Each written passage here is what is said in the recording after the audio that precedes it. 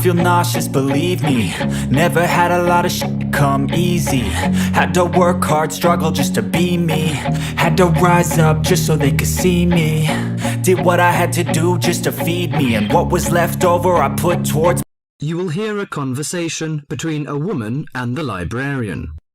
Now you have some time to look at questions 1 to 6.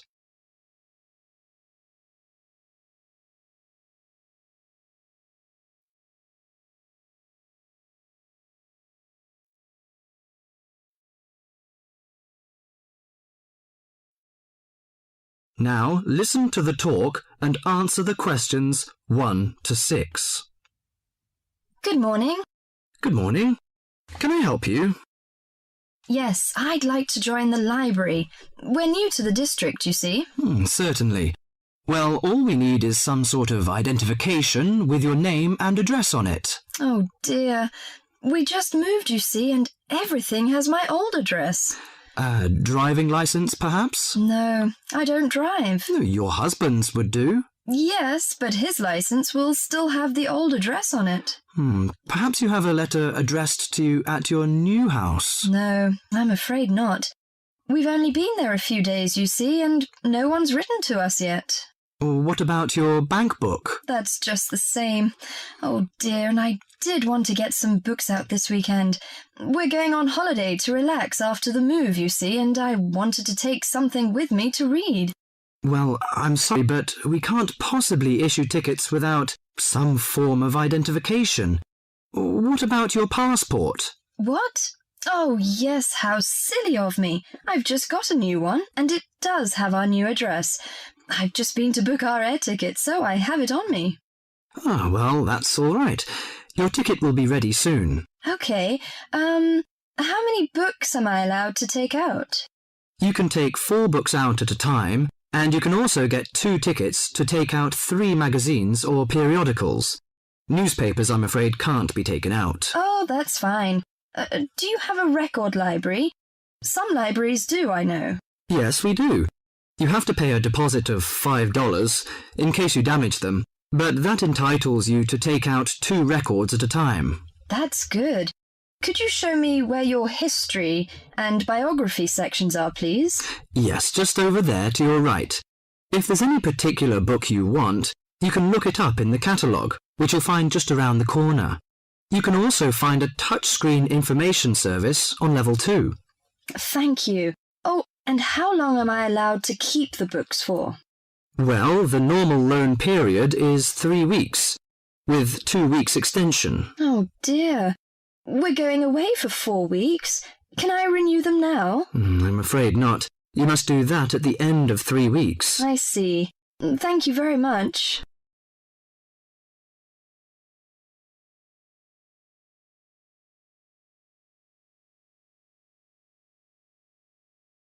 Before the talk continues, you have some time to look at questions 7 to 10.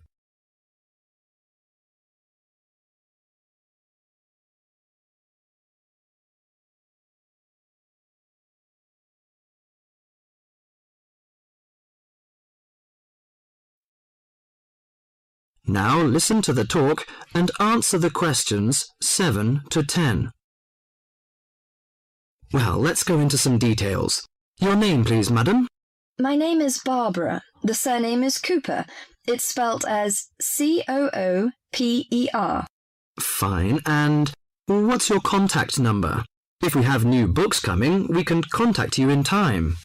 Good. You can call me on 723-6518, but it's better after 5 p.m. You know I have to work during the daytime. Do you need the office number? I don't think so. It's enough. Could you tell me the address?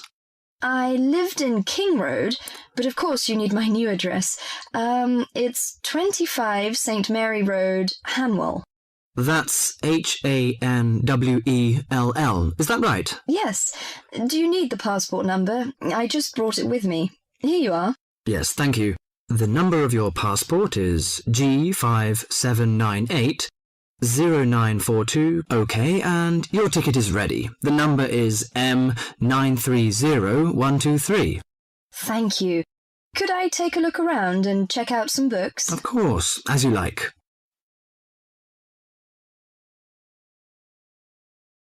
That is the end of part 1. You now have half a minute to check your answers.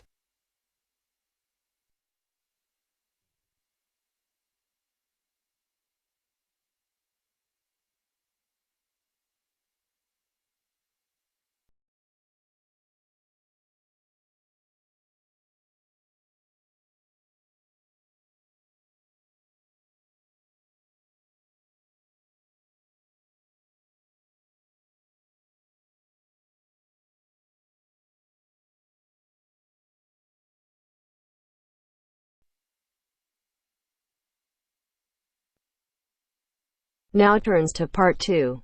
Part 2. You'll hear a radio program on the process of making beer. First, look at questions 11 to 14.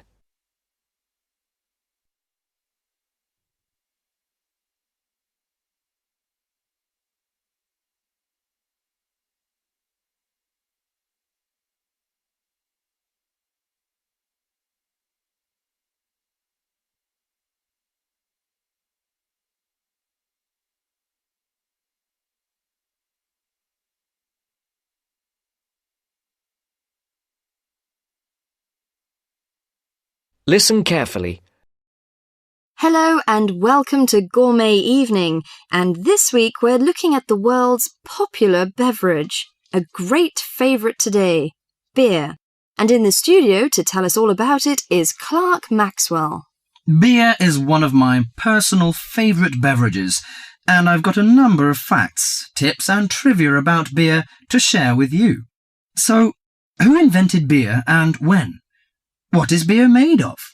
Actually, historians are not entirely sure when beer was invented, but they guess that beer was created accidentally by early nomadic tribes roughly 10,000 years ago. The 4 primary ingredients are malt, hops, yeast and water. Malt, which gives the beer a sweet taste, is made from barley soaked in water until its husks open and sprout. The sprouts are then dried and crushed. The small flowers of the hops vine are added partly because they taste bitter, helping balance the sweetness of the malt. Hops prevent the growth of bacteria that can spoil beer. Yeast is responsible for fermentation, which creates the alcohol and carbonation. Beer makers sometimes use additives or substitutes for malt or hops. Substitutes such as corn or rice can make a beer lighter or cheaper to produce. Before the broadcast continues, look at questions 15 to 20.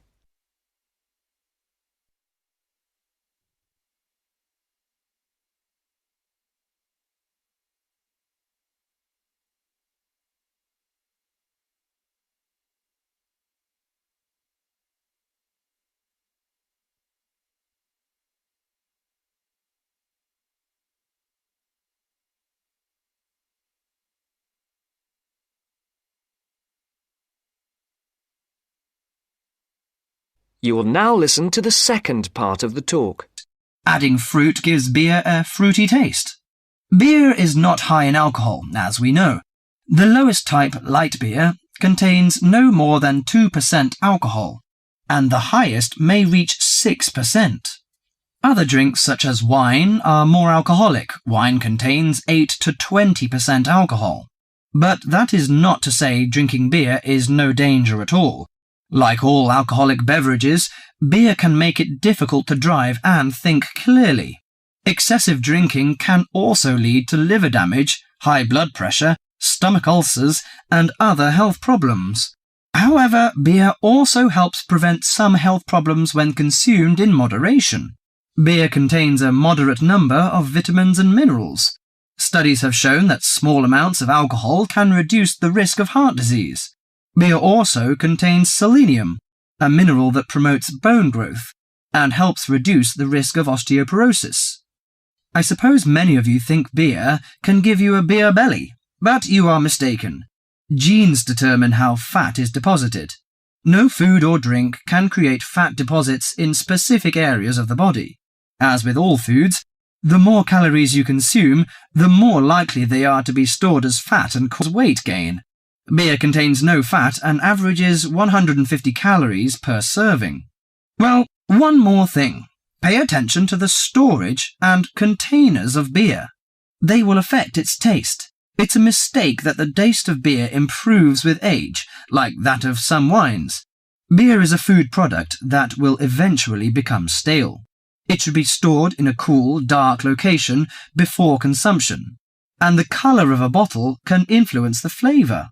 Brown bottles block out light that reacts with the hops, which could damage the flavour. Green or clear bottles provide little or no protection from light damage. Do you know which country drinks the most beer? Although Britain is even on the list of big consumers, actually, the Czech Republic consumes the most beer, at 156 litres per person per year, followed by Ireland and Germany. That is the end of part 2. You now have half a minute to check your answers.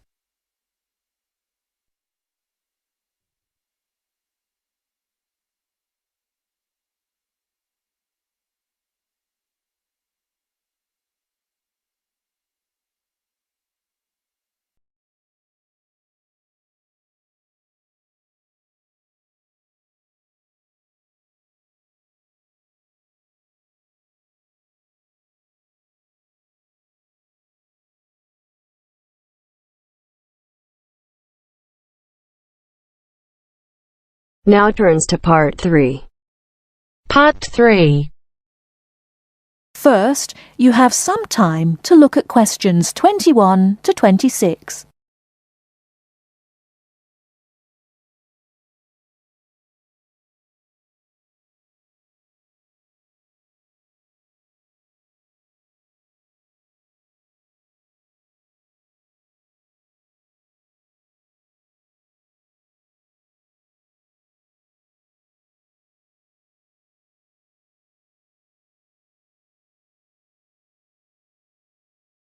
Now listen carefully and answer questions 21 to 26.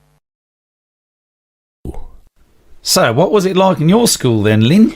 Well, South African schools are very different from schools in Australia. For a start, children don't start their schooling until they are 7, quite a bit later than schools in Australia. What about New Zealand, Gail? We're more like Australia. I can't believe children don't go to school until they are 7. When do the parents get any free time? Well, there's still the availability of kindergartens or play schools. It's just that formal education doesn't start until later. I don't think it's such a good idea for children to have to be too academic at such a young age. They should be able to just enjoy themselves. Well, yeah, but the first school children go to isn't really very academic. It's just an opportunity for children to learn a few basic social skills by playing and learning with other children. Yes, I'd agree with that. I guess being so close, Australian and New Zealand schools must be similar then. Well, I suppose they do share a lot of similarities, but there are also some differences. For example, children in New Zealand go through intermediate school, but in Australia there's only high school. That's right, isn't it, Pat? Yeah, I think so. What about South Africa, Lynn? Do you have an intermediate or high school? Oh, high school. And now the difference between Australian and New Zealand education is that although both countries have state schools and private schools, our private schools are very often run by religious groups, whereas New Zealand schools are secular. That's not true. There are quite a few religious schools in New Zealand. Oh, OK, maybe we are similar. Only a few South African schools have any religious connection, so I guess we're different. Most people go to state schools. Pat, is it true that some people from your country don't have to go to school at all? Well, that's partly true. Because of the geography of Australia, there are a lot of children who do not have access to schools, at least on a regular basis. Instead, they have a form of correspondence education, where the lessons are actually on the radio and the students send their work in by post. That way they get a lot of what they would if they were in the classroom, apart from the interaction.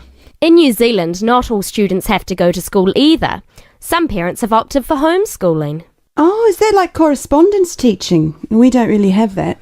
Well, we do have correspondence schools, but homeschooling is different. With homeschooling, the parents teach the children and set them homework. They have to present a syllabus to their local education authority before they can do that, but it is becoming a more popular choice for some parents. I suppose it also suits parents' own commitments. I mean, they don't have to worry about collecting their children from school, and they can always teach over the weekend or in the evening if they want to. Is the school day normally quite long then? Not in New Zealand, but I think it can be in Australia. Yeah, that's right. I think Australia is unusual in that there are extracurricular activities which you have to go to.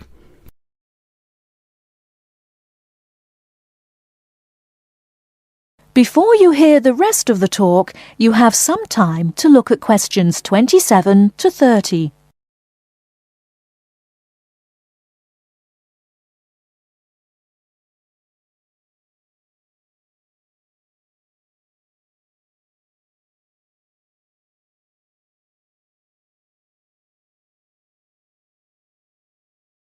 Now listen and answer questions 27 to 30.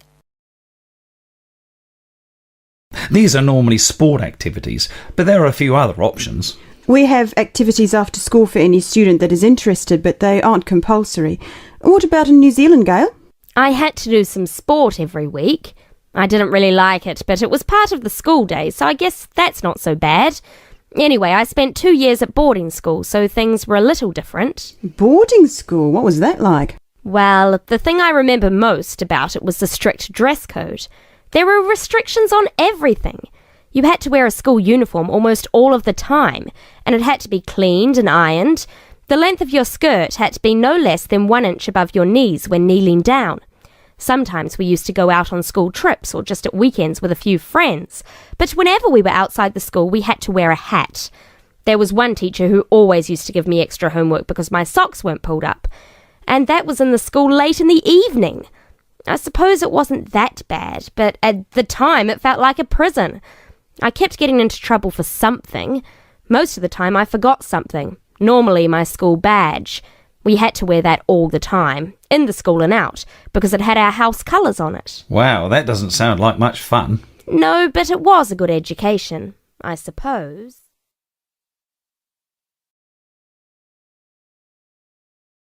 That is the end of part 3. You now have half a minute to check your answers.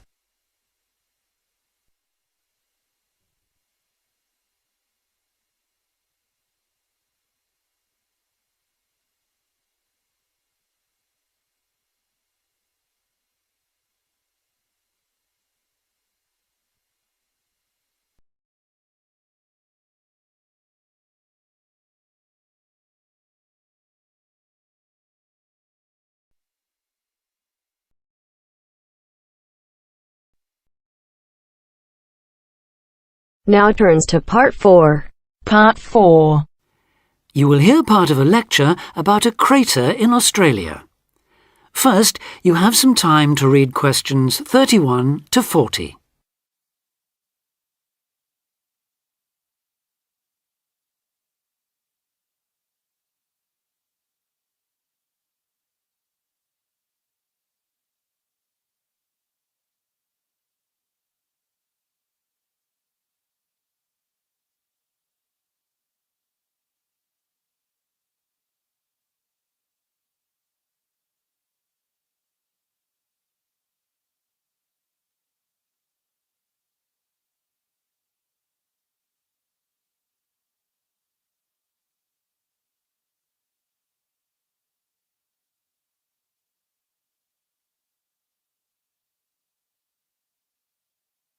Now listen carefully and answer questions 31 to 40.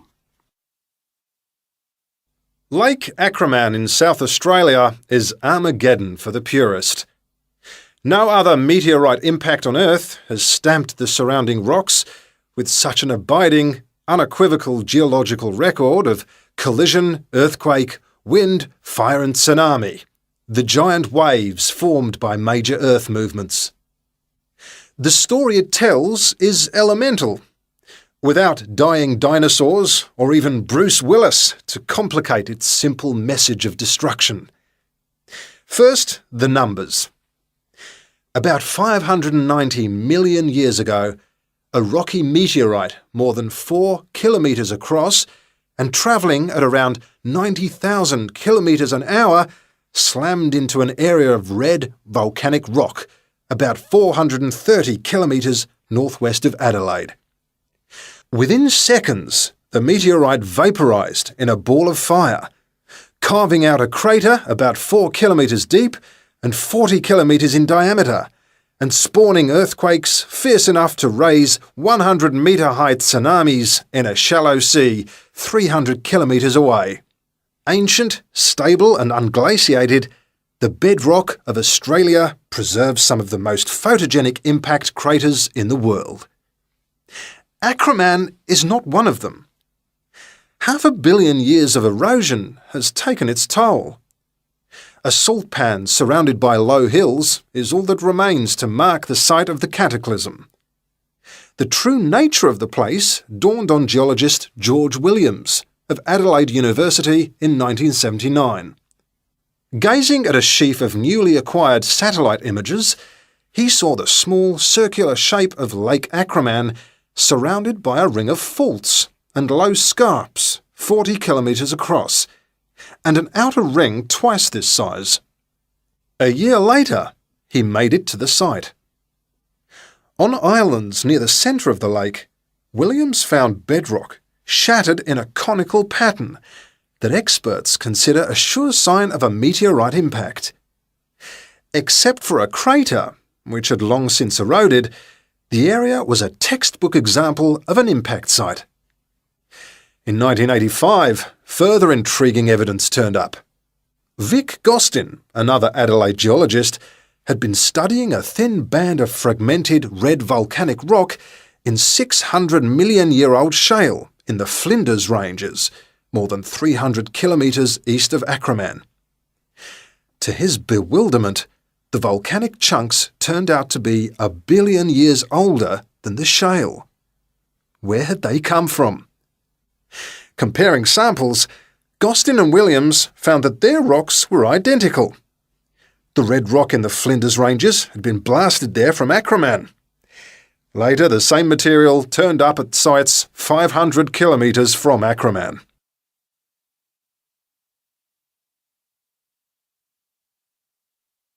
Everywhere, the bands of fragments showed the same structure.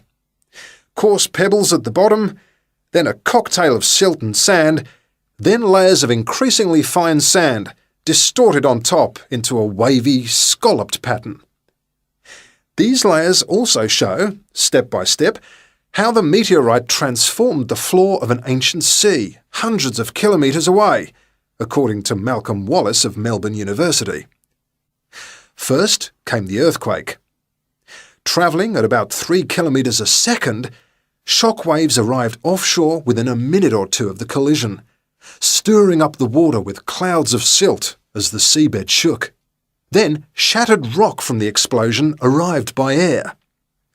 Pebbles and boulders crashed into the water, reaching a depth of about 200 metres within a minute. One day they would become the lower band of the Flinders Rock. Sand took up to an hour to come to rest, finally bedding down with the silt that was also now settling on the sea floor as the effects of the earthquake died away. This mixture would eventually form the next layer. About an hour after the meteorite's impact, huge waves rolled in, leaving the ripples on the surface that later hardened into rock. Clear as mud is not an oxymoron. In Acraman, the arid, timeless Australian outback has preserved the closest thing the Earth can boast to a perfect pockmark, the pinnacle of imperfection. That is the end of part 4. You now have half a minute to check your answers. I feel nauseous, believe me. Never had a lot of shit come easy. Had to work hard, struggle just to be me. Had to rise up just so they could see me.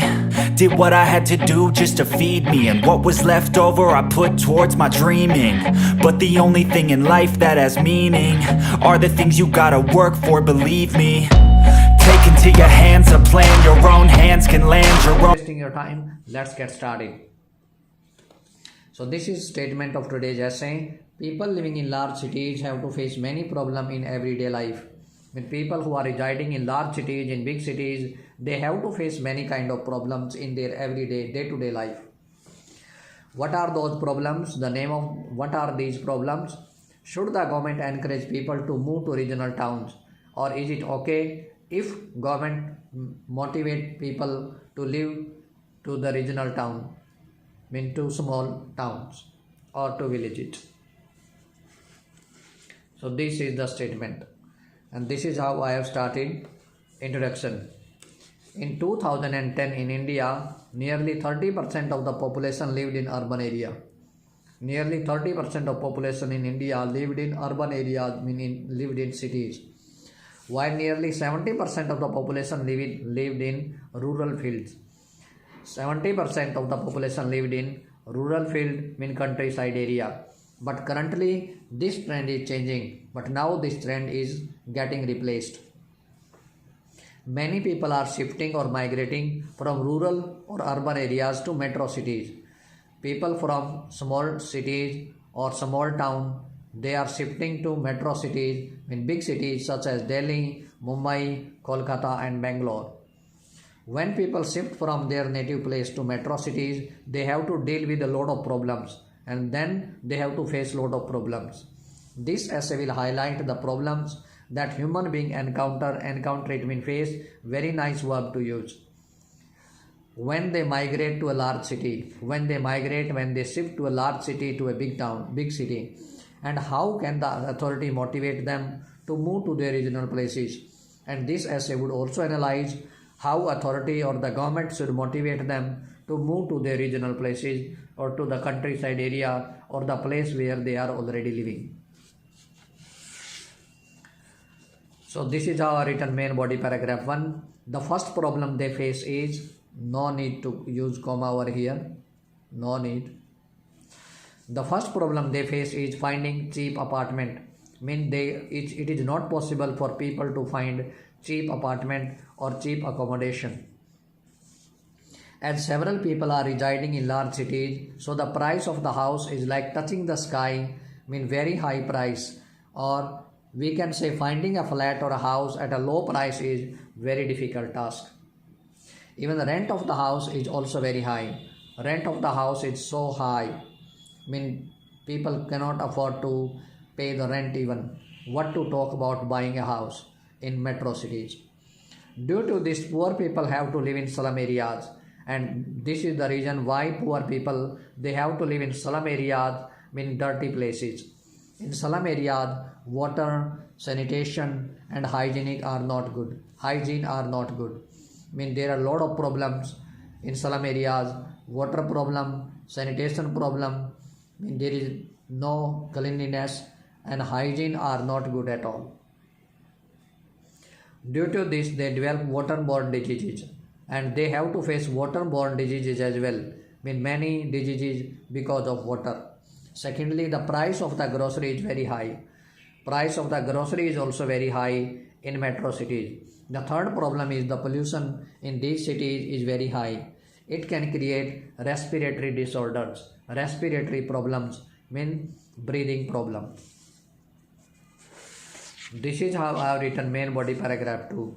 Despite these problems, people still continue to reside in metro cities. However, they have to face so many problems, but still they want to reside, they want to live in metro cities. Due to better education and employment, there are two main reasons. One is education and second one is employment or job opportunities. The governments are launching a lot of schemes to help people like urban development scheme or urban health centers. Government are launching a lot of schemes. They are starting lot of schemes to help people like urban development scheme, these are the name of schemes, or urban health centers. Apart from it, the government can take new initiative like providing job opportunities in their regional towns. Moreover, government can take new initiative, new starting, new beginning, like providing job opportunities in their regional towns. Government should provide job opportunities where they are living, where they are residing, in small town or in countryside area. The ministry should encourage MNCs and entrepreneurs for creating opportunities. Ministry also should motivate MNCs and entrepreneurs for creating opportunities. Entrepreneurs, it means job opportunities or workers or employment opportunities.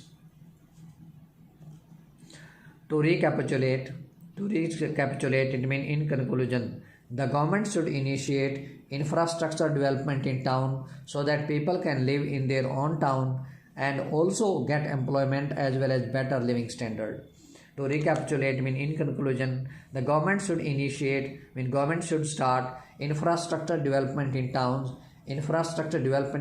or where they are living, so that people can live in their own town, so that they don't have to move from their own town, and also get employment as well as better living standard, and they can get employment opportunities side by side, better living standard wherever they are.